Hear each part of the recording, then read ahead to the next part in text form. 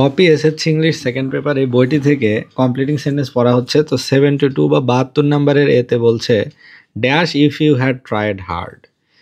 এটা হবে যে you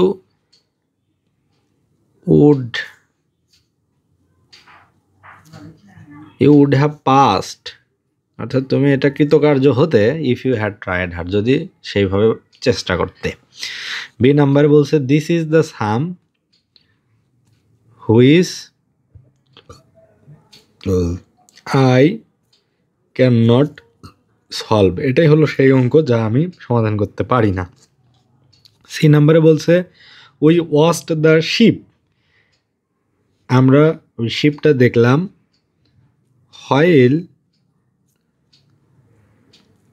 swimming in the sea, অর্থাৎ যখন আমরা সাঁতার কাটছিলাম সমুদ্রে তখন ওই জাহাজটা দেখতে পেলাম।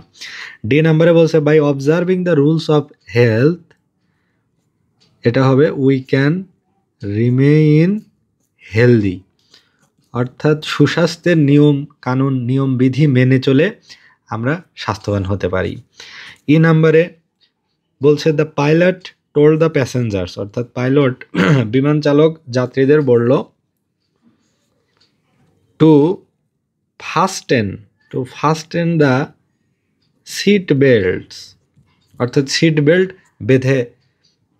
বাঁধতে বললো পাইলট, সবাইকে অ্যানাউন্স করে বলল যে আপনারা সবাই সিট বেল্ট বেঁধে নিন, এখনই বিমান আকাশে উড়বে।